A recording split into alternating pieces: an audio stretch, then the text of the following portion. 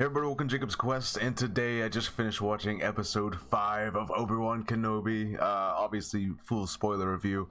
Yeah, this episode had everything. So look, I think it doesn't, needless to say, some people out there have not been like super hyped on Kenobi. Some people have really loved it the entire way. And then other people have just been kind of questionable, saying like they're waiting on Hayden to show up, they're waiting on Darth Vader to do more action, kind of, show how powerful Darth Vader is, all this stuff, right? And that's a whole debate and discussion we can all have as fans. I will say, I think this episode has kind of a little bit of everything. So it feels like this is like a lot of stuff people have been waiting on to happen. And we kind of get it all here, and we still have one episode left, and yeah, it's ramping up and it's really exciting, and it feels like we finally got answers. And that was my big criticism of last week, is that it feels like last week was the perfect opportunity to kind of shed some light on like some motivations and some backgrounds and stuff, and we finally get that in this episode. And so I think it was really well done. In fact, I think having done all of that this week in this situation works better than it would have worked last week, and the whole fortress, sneaking around the fortress, infiltration, all that. Okay, so the Empire has tracked Kenobi and the crew back to Jabim, where they of course now have to evacuate, right? So there's just a lot of action here where they're closing off the doors, and Leia has to sneak into the vents because her little droid has like sabotaged everything and closed one of their main hangar bays doors shut so they can't escape. And a bunch of stormtroopers and Reva are out there, and Reva, by the way, gets promoted to Grand Inquisitor, which on the surface seems to have been what she always wanted. It was to be promoted to Grand Inquisitor, and that was like her whole thing. So she gets there, and her and Obi-Wan actually have a conversation, in between doors, where basically he asked the question that a lot of fans were asking, like, so how did you know that Darth Vader was Anakin? And of course, it does turn out that yes, she was there the night of Order 66, and she saw Anakin killing a bunch of younglings, and it's actually like a crazy, horrible scene where it's like she's like, yeah, I thought he was there to help us. And then I was the only one to escape. I played dead among the bodies. So she must have just run into another room and then just lay down and pretend. Which of course, given recent real life events, is just horrible. Anyways, yeah, they even put a warning before this episode that's like, some people might find this disturbing. Which, yeah, because I don't want to go all into it, but like, yeah, real world events have made like her whole background here just anyways, okay, moving on. So we finally get the background for Reva, and it all makes sense. And basically he's like, you're not hunting me, you're hunting him, aren't you? Basically Reva is waiting for her perfect opportunity to get close enough to find a situation in which it's only the two of them. So Obi-Wan had locked everyone into the hangar, trying to, that's their last line of defense. Oh, by the way, what's her name? Tariel, the Game of Thrones lady. She gets shot, and she dies, and that's, I didn't expect that to happen, because she had her own little moment in this episode, also talking about like why she ends up doing this, and she gets more specific about like, there was this event where a bunch of Force-sensitive families were just killed by the Inquisitors, and that was her moment to be like, okay, I have to help people now. And so she gets shot, and it was like, oh, I didn't expect that to happen. So she's gone, and that was like, oh dang. Anyways, so Obi-Wan ends up surrendering, and basically talks to Reva while he's surrendering. He's like, I'm not, you're not gonna bring Darth Vader to me, I'm bringing him to you. Basically going like, this is, I know you're looking for your opportunity, this is gonna be your chance, right? So she ends up having Obi-Wan like, all right, lock him back into the base over there, right, with all the blast doors are closed. And of course Obi-Wan takes out the couple of stormtroopers he was with, and he manages to get back with everyone else. Meanwhile, Darth Vader's like, all right, I'll bring him in myself. So he walks in there, and Reva's right behind him. And this was like, you know, if you wanted displays of power from Darth Vader, I think this was really your episode, you know, because like right away there's a transport that's like really obvious, and it seems like this is the one that everyone was loading onto, and it starts flying away. And you think this is going to be kind of like Empire Strikes Back, where the Millennium Falcon's lifting away and Darth Vader's like, dang, they got away. But no. They don't get away. This transport like gets forced all the way back down, and then he like rips chunks out of it, only to find that it's empty. And we see another transport like far behind it fly off, and it's like, ah, okay, so this was all like a big distraction, big, you know, the big switcheroo, you know. Now someone, or at least a droid, someone was flying that other transport, so I don't know, at least the droid got destroyed. Not that it really matters, but so in this moment, while it's just Darth Vader and Reva's like, all right, here's my shot, and she goes for it. She takes out her lightsaber and she tries to take a swing at him, and Darth Vader's like, did you really think I didn't know, youngling? Did you think like all this time, like, oh yeah, Darth Vader's oblivious, like, you know?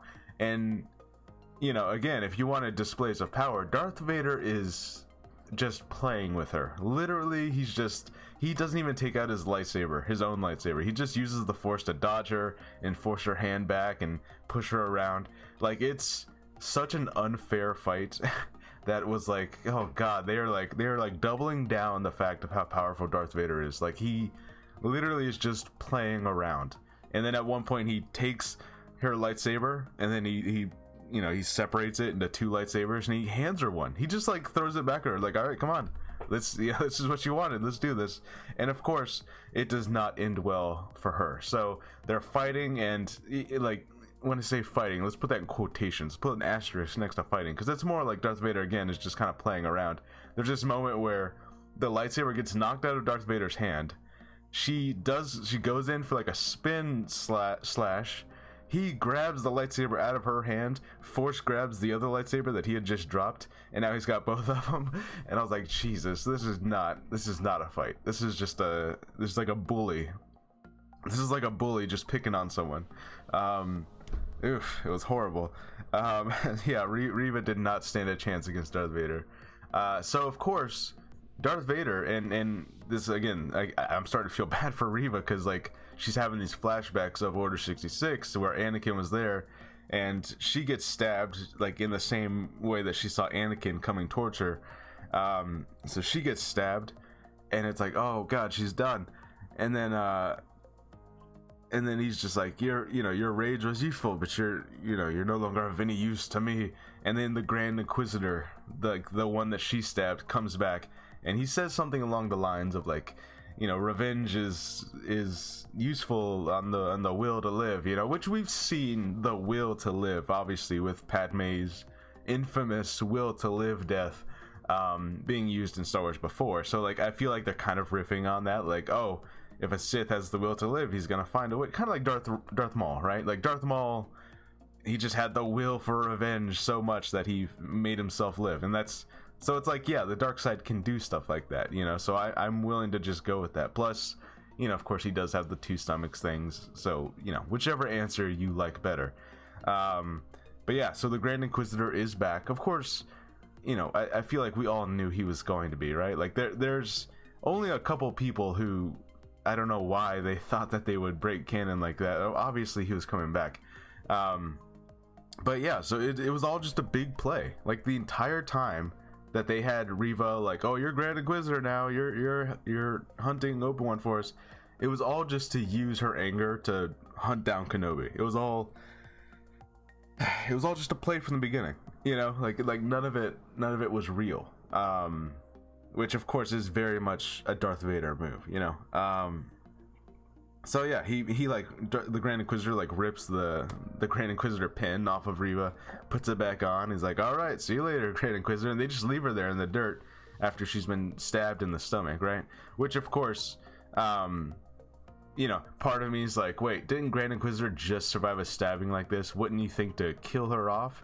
But then again, it's also kind of, again, part of like the revenge thing of like, you know what, I'm gonna leave you dead just like you left me dead, but chances are you're really gonna die for real because you're a human, you know. So it's kind of like that what would you call it? The ironic justice kind of thing. Like you're gonna end up dying the way you thought you killed me, kind of thing. But of course, what does Reva end up finding as she's like reaching for her lightsaber? She sees a message, one of those little Jedi communicator things, that Obi-Wan didn't drop it. It was Haja who had dropped it, because Obi-Wan gave all of his like materials to him when he went to go surrender, right? That way when Obi-Wan inevitably comes back, he'll have his lightsaber. Because if he had surrendered with all of his materials, he wouldn't get that stuff back, you know? So anyways, yeah, this was a message that Obi-Wan had received earlier, and it wasn't like a, it wasn't like a phone call. It was more like a voicemail.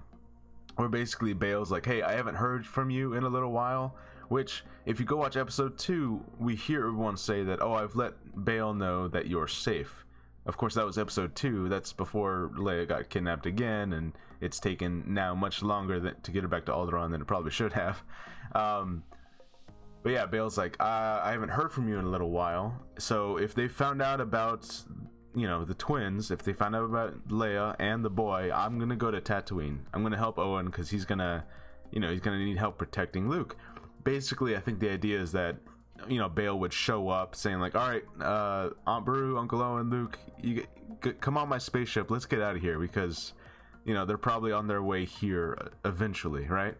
Now, unfortunately, he left the names Tatooine and Owen and on the message for Obi-Wan, which of course, it's like, now, Reva knows Owen, right? Even the first episode, like, I'll see you next time, Owen, something like that, right? So, yeah, Reva's like, knows exactly what's happening now. At the very least, she has an inkling of an idea, like, okay, so there's a boy, and there's Tatooine, and there's Owen, so that's all the pieces you really need to put together that something's happening there. Now, does she know anything about, like, these are the children of Anakin? Not necessarily. I mean, she doesn't know that about Leia. She only knows that Leia was, she was just using Leia because Bail was friends with Obi-Wan. So she doesn't know about that connection yet. But it definitely seems possible that she'll be able to put those pieces together. Now, I will say, this was part of the leaks. There were leaks that were kind of saying that, like, she was going to find out about this and she was going to go after Luke and stuff like that. However, there is now a lot more context, especially in the fact that she's been left for dead. She was stabbed by Darth Vader already. She already took her chance to try and betray him and kill him. So a lot of the things about, like, what happened after this in the leaks feel like they're not gonna, feels like it's gonna happen differently now, because, like, this is a lot of different context than what was happening there, than what we thought we knew before. So it's going to be very interesting to see how this all plays out, because it's not like, again, she was just trying to go after Darth Vader. She was not like, she doesn't actually care about a lot of this inquisitorious type stuff. Like, this was all just a long play for her to, get revenge, so I guess she is a dark side user. She wants revenge, that's her whole thing. But her main goal is not like, oh, I'm gonna kill the Jedi. That's not like, that's not really what she cares about. She just cares about killing Darth Vader. So how is she gonna react if she does find out that, like, oh, that's the connection here, Luke is Anakin's son? Because she doesn't know that. She does not know that yet. So I'm curious how that's all gonna play out. Is she gonna want to kill Luke more, knowing that it's Anakin's son, as some sort of like petty revenge game, even though Darth Vader doesn't know about Luke? Or is she gonna be like, use that information somehow to try and get back? And I don't know how she would. No, that doesn't make any sense. I don't see how she would use that information to come back to the Inquisitors. I think it's pretty much done with the Inquisitor. There's no way she's coming back. So very, very interesting place to leave Reva. So obviously she can't go back to the Empire. Like, Darth Vader's just gonna kill her if she ever shows up again. So yeah, very, very interesting. And Obi-Wan, of course, is like sensing stuff. He's like, something's happening. So I don't entirely know what, but something just happened and it's not good, which that's always like the vague kind of like, oh, what's going on? Also, I can't believe I haven't mentioned this yet. So throughout this episode, we got a lot of great scenes of young Hayden, young Anakin, you know, obviously a little bit de-aged, I think, you know, but probably not too much, but I think like they definitely smoothed some features out. And Anakin and Obi-Wan are just doing a little training session, and we keep on cutting back to this. I think we cut back to it like 3 or 4 times, and basically it's all about how, you know, Anakin is so aggressive in his lightsaber training, and he's like so desperate for victory. So when it seems like he's won and he's knocked out Obi-Wan's weapon, he's able to be tricked, and his his lightsaber gets taken. And basically it's just like you still have a lot to learn. If you never, something about like if you can't get over your need for victory or your blindness that it gives you, you'll always be a Padawan, right? And I think this is, you know, it's kind of mirroring with the fact that like he was so blinded by like, oh, I finally got the transport, I'm taking it down, and he opens it up and it's like, oh, there was a second transport, this was a decoy, you know. It's basically like he wasn't able to sense that because he was so blinded by like Kenobi's here and we finally got them, and you know, like it's that kind of thing. So yeah, very interesting. I wonder if that's how they're gonna sort of play into the whole, like, you know, when you last left me, I was the learner and stuff, you know. I wonder if that's kind of the direction that flashback is going. Now, you know, I do hope we get more flashbacks, but if that's all we get of you know, young Hayden and Obi-Wan, I'm okay with that, to be honest, because I feel like, you know, a lot of people wanted flashbacks just to see them, like, you know, just to see them again, right? My thing is like, I of course I want that too, but I want it to serve the story. I want it to like have a purpose, you know, in the actual story that's being told. And I feel like this worked really, really well, you know, because like we're getting you know, we're getting sort of this situation that's mirroring the events that are currently happening, about like, you know, Anakin's arrogance, and basically like Darth Vader's still blinded by his, you know, he's still got a lot of those Anakin features where it's like he's not seeing what's really happening, you know. So, you know, while it would be cool to get more flashbacks, I would want it to keep on mirroring what's supposed to be happening, kind of like, you know, like have it have something to do with the story that's ongoing. I don't want it to be like random, like, oh cool, it's a Clone Wars flashback, but what does that have anything to do with what's happening right now, you know? So that kind of thing, you know. So that's why when I see a lot of people going like, why didn't we get young Anakin and Obi-Wan and Ahsoka and Rex and Cody, and I'm like, okay, but does that have anything to do with the show? You know, like there's nothing to do with what's happening. So like I guess that's my thing. It's like, it'd be cool to have more, but I want it to be relevant in some way. So I guess that's my only real thing there.